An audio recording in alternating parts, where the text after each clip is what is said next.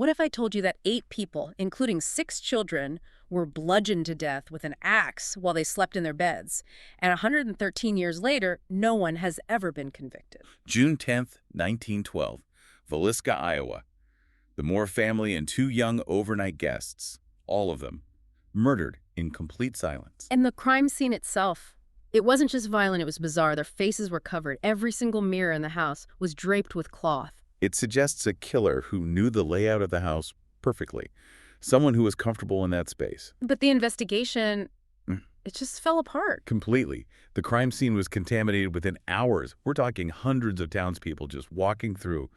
A traveling minister confessed, then he recanted. A state senator became the prime suspect. And then there was this serial killer theory that emerged, linking it to other murders all across the Midwest. And that house, it still stands today. It's been restored to look exactly how it did on that horrific night.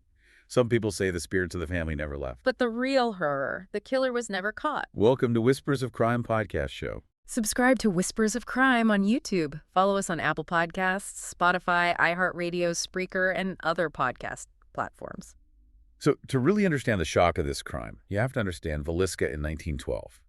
It was this small, prosperous town, the kind of place where everyone knew everyone. And the Moore family was, well, they were central to that community, weren't they? Kind of the ideal family. Absolutely. They were pillars of the community. Josiah Moore, he was only 43, was a really successful businessman. He managed the local John Deere dealership. A big deal in a farming town like that. A very big deal. His wife, Sarah, who was 39, she was deeply involved in their church. And they had 4 children. Herman was 11, Mary was 10, Arthur was 7, and the youngest, Paul, was just 5 years old. It's just an entire family. And there were guests that night, too. That's right. 2 young girls, the Stillinger sisters. Ina May was 8 and Lena Gertrude was 12. They were friends of the Moore children, invited to spend the night. So that brings the total to 8 people in the house. 8 people. And we have a very clear timeline for their last night. On Sunday, June 9th, all 8 of them went to the Children's Day program at the Presbyterian Church. The one Sarah Moore had organized. Exactly. The program ended around 9:30 that night. Witnesses saw them walking home together. They would have arrived between, say, 9:45 and 10 p.m. And that was the last time they were seen alive. That's the last time. The doctors who first examined the scene, they estimated the murders happened sometime between midnight and 5 in the morning. That's a huge window. It is. But later analysis narrowed it down. The thinking is that it was probably between midnight and 2 a.m. The killer would have needed to wait for the entire family to be sound asleep. So he was patient. He waited. Extremely patient. And that brings us to the next morning, June 10th, the discovery. It started with a neighbor, right? She noticed something was wrong. Yes, a neighbor named Mary Peckham. The Moores were, creatures of habit. They were always up early doing chores. But that morning, the house was just silent. No lights, no movement. Nothing. She went over and knocked, but there was no answer. She found the door was locked. So she got worried and called Josiah's brother, Ross Moore. And he had a key. He had his own key. He went inside, and the first room he checked was the downstairs guest room. Where the Stillinger girls were staying. Right. And he found them. Both girls murdered in their bed. Their faces had been covered with the bed sheets. I can't even imagine. What did he do? He immediately backed out of the house and called the town marshal, a man named Hank Horton. Horton was the one who went through the rest of the house and confirmed. And everyone was gone. All 8 of them, all bludgeoned to death. And the weapon, it was the family's own axe. It was found in that same downstairs bedroom, just leaning against the wall. So the killer didn't even grow a weapon with him. He just found one there. He used what was available. It speaks to a certain level of confidence, or maybe just opportunity. So how quickly did the investigation start to fall apart? I mean, what was the town's reaction to this kind of horror? The reaction was immediate, and it was catastrophic for the investigation. An all call went out around 8:40 in the morning. Basically, a town-wide alert. And everyone came running. Everyone. We're talking hundreds of people. They just swarmed the house. They walked through the rooms, through the blood. It was a complete disaster. Hundreds of people in an active murder scene. It's unbelievable. It's hard to imagine now, but you have to remember, this was 1912. Crime scene preservation wasn't what it is today. And this was a small town in shock. So they destroyed any chance of finding real evidence. Pretty much. That axe, the murder weapon, it was handled by dozens, maybe hundreds of people. Any chance of fingerprints was gone instantly. Footprints, fibers, trace evidence, All of it was just trampled into oblivion. I read that some people even took souvenirs. It's a gruesome detail, but it's true. There were reports that people took fragments of Josiah Moore's skull as some sort of macabre memento. It shows you the absolute chaos of the scene. And the authorities. The coroner, where were they? The county coroner arrived, but he completely failed to secure the area. It wasn't until 10:30 in the morning, hours after the discovery, that he finally called in the National Guard to set up a perimeter. But by then, The damage was done. the damage was done, and it gets worse. The coroner barely took any notes on the body's positions or condition. The victims weren't even removed from the house until almost 2 a.m. the next day. 24 hours later. Nearly. And then the funeral was held just 2 days after that, on June 12th. So there was no chance for a more thorough forensic examination later on. None whatsoever. The whole town turned out for the funeral, thousands of people. It was a massive event, a town consumed by grief and horror. But from an investigative standpoint, it was just one failure after another. It seems like from the very first hour, this case was doomed to be unsolved. It was certainly pushed in that direction. And it forced the investigation to rely on circumstance and testimony, which is why we end up with so many conflicting theories. Let's talk about those details from inside the house. Because beyond the violence, the killer's actions, they were very specific, very ritualistic. They were, starting with the weapon and the wounds. As we said, it was Josiah's own axe. But the level of violence was not consistent across all the victims. There was a clear focus of rage. On Josiah Moore. Exactly. He received far more blows than anyone else. His face was, well, it was mutilated beyond recognition, struck over and over with the sharp edge of the axe. And that detail about the ceiling? Yes, there was a gouge mark in the ceiling above his bed. It shows the sheer force of the upswing. The killer was swinging that axe with incredible power and rage. But he used the axe differently on the children, didn't he? He did. Sarah Moore, the mother, was also killed with the sharp blade. But all 6 children, the 4 Moore kids and the 2 Stillinger girls, were struck with the blunt end of the axe. Why? What does that distinction tell you? It's significant. It suggests the primary personal rage was directed at the parents, Josiah and Sarah. The killing of the children was more systematic, almost a secondary act to eliminate witnesses. Less personal, but just as brutal. And after they were killed, he did something to all of them. Yes. Every single victim had their face covered with bedclothes. This was done post-mortem. It's a very deliberate act. Is that about shame, or is it something else? Profilers often see it as an act of depersonalization, or perhaps a sign of remorse. But given the rest of the scene, it's more likely about control, and it points to premeditation. The killer took his time. And we know he took his time because of what was found in the attic. 2 spent cigarettes. The theory is that the killer got into the house, probably through an unlocked door, and went straight to the attic to wait. He waited for hours, smoking, just waiting for them all to fall asleep. It's incredibly chilling. There was also an imprint found in the hay in the barn, right by a knothole that looked into the house. It's possible he was watching them even before he went inside. So this wasn't random. He planned this. He knew what he was doing. He was methodical. He even managed the lighting. A kerosene lamp upstairs had the chimney removed and the wick turned down low, just enough to see without being noticed from outside. Total tactical awareness. Which brings us to the strangest parts of the scene. The covered mirrors. The bacon. This is the killer's signature. Every reflective surface in the house was covered. Mirrors, the glass on a dresser, all of it draped with clothing from around the rooms. Why would someone do that? It's a powerful psychological indicator. Some theories suggest it's rooted in superstition. Others believe the killer couldn't stand to see his own reflection after what he'd done. It's a very ritualistic, compulsive behavior. And the slab of bacon. I can't make sense of that at all. It's one of the most bizarre details of any crime scene.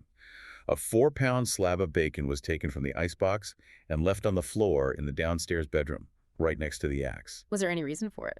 No logical one. There was also some uneaten food and a bowl of bloody water on the kitchen table, maybe from a clumsy attempt to wash up. But the bacon, it just hangs there as the symbol of the killer's strange, unknowable mindset. The combination of the brutal violence, the careful planning, and these weird ritualistic acts, it doesn't suggest a simple robbery or a crime of passion. Not at all. And then there's a positioning of Lena Stillinger's body. The 12-year-old guest. Yes. Her body tells a story. She had a defensive wound on her arm, which means she woke up, she fought back. She was the only one. It seems so.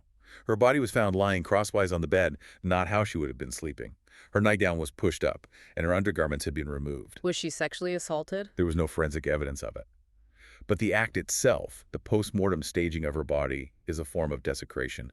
It points to a clear sexual component in the killer's motivation, even if it wasn't physically acted upon, and that detail becomes critical later on. When the investigation starts, with no physical evidence to go on, they have to look at people. And the first major suspect is a minister. Reverend George Kelly, an English-born traveling minister. Sure. He was peculiar. He had a history of mental illness, including a breakdown in his youth, and there were accusations of sexual deviancy, peeping, asking young women to pose nude for him. And he just happened to be in Villisca on the night of the murders. He was there to teach at the Children's Day service that the Moores attended. He was in the right place at the right time, or rather, the wrong time. Did he leave town right after? He did. He took a train out of Villisca between 5 and 6 in the morning on June 10th, just hours before the bodies were discovered. That early departure looked very suspicious. But it was his behavior after he left that really made him a suspect. Yes. He became obsessed with the case. He wrote constantly to the investigators, to the family, claiming he had heard things, that he had visions of the murders. He inserted himself directly into the investigation. It seems like he either did it and couldn't handle the guilt, or he was just a deeply disturbed individual seeking attention. That was the core problem. In 1917, 5 years later, he was arrested. And after many, many hours of interrogation, he confessed. He confessed to everything. He gave a detailed confession. He said, "I killed the children upstairs first and the children downstairs last." He claimed that a voice from God had told him to slay and slay utterly. But he recanted it. He did. He claimed the confession was coerced, that he was threatened. And given his known mental state, it was impossible for the jury to know if he was a killer confessing or a mentally ill man saying what the police wanted to hear. The fact that a jury acquitted a man who confessed, it says everything about how weak the state's case must have been. They tried him twice. The first trial was a hung jury. The second time he was acquitted. There was just no physical evidence to back up the confession. The state was desperate, and Kelly was an easy target, but they couldn't make it stick. And with Kelly acquitted, the focus shifted to a much more powerful local figure. Iowa State Senator Frank F. Jones. This theory provided something the Kelly theory lacked. A clear, understandable motive. Revenge. Pure business and personal revenge. Josiah Moore used to work for Jones. He was his best salesman for years. But in 1907, Moore quit, started his own rival business, and took the very profitable John Deere account with him. That would have been a huge financial blow to Jones. And a huge personal insult. To make it worse, there were persistent rumors that Josiah Moore was having an affair with Jones's daughter-in-law. So you have a professional and a personal betrayal. A deep one. By 1912, the two men hated each other so much they would literally cross the street to avoid passing one another. In a small town, that's a very public declaration of animosity. But Jones was 57. He was a senator. No one really thought he swung the axe himself, did they? No, the theory was that he hired a killer. This was pushed hard by a private detective named James Wilkerson. He was convinced Jones was the mastermind. And did he have a suspect for the hired gun? He did. A man named William Blackie Mansfield. Mansfield was a known criminal, a suspected serial killer himself. He was a suspect in several other axe murders, including the murder of his own wife, child, and in-laws in Illinois 2 years after Villisca. So his M.O. matched. Perfectly. But Mansfield had what looked like an ironclad alibi. Payroll records showed he was working in Illinois at the time of the murders. But there was a witness who contradicted that, right? There was. A local man claimed he saw Mansfield getting on a train in a nearby town the morning after the murders, and Mansfield told him he just walked from Villisca. If that was true, his alibi was worthless. It's terrifying to think that the most plausible local motive could have been protected by money and political power. Wilkerson, the detective, was convinced that's what happened. He believed Jones used his influence to protect Mansfield and to push the investigation toward the unstable Reverend Kelly instead. A political cover-up. That was the theory. Jones was never charged, but the suspicion ruined him publicly, and it split the town of Villisca right down the middle. The townspeople took sides. Viciously. The Presbyterians, the Moores Church, were convinced Jones was guilty. The Methodists, Jones's church, defended him. It became this bitter, ugly divide that festered for decades. Don't forget to subscribe to Whispers of Crime on YouTube and follow us on Apple Podcasts, Spotify, iHeartRadio, Spreaker, and all major podcast platforms. Like, share, and comment on this episode. Drop your review and rating. So we have the disturbed preacher and the powerful local rival.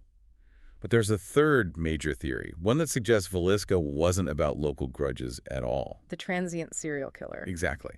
The idea that the Moore family wasn't specifically targeted, but that they were victims of a predator who was just passing through. What connects Villisca to other murders? The signature, the method. An attacker who travels by rail, uses the family's own axe, kills them while they sleep. This was a known pattern at the time. And there were other similar crimes around the same time. Chillingly similar. In September 1911 in Colorado Springs, a family was killed with an axe. At the scene. Windows covered with sheets, victims' heads covered, blood white from the weapon, almost identical details. And even closer to the Villisca murders? Just 4 days before, in Paola, Kansas, 2 people murdered with an axe. A man was seen fleeing a nearby house.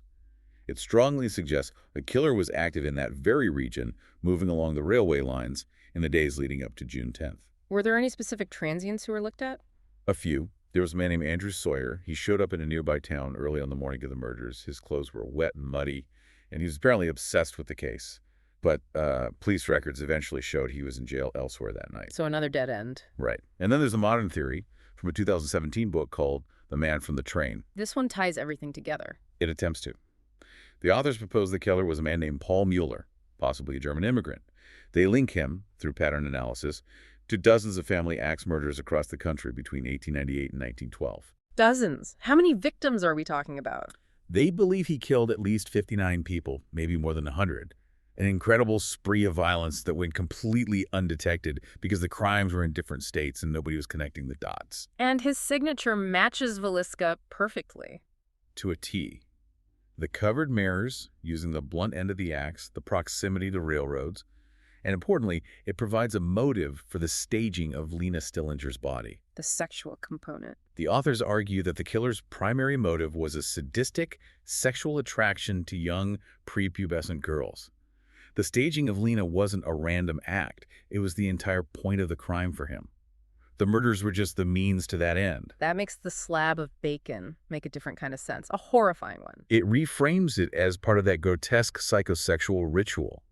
It's a comprehensive theory, and for many, it's the most plausible explanation for what happened. Of course, over the years, there were other, more sensational theories. The most famous was the idea of optography.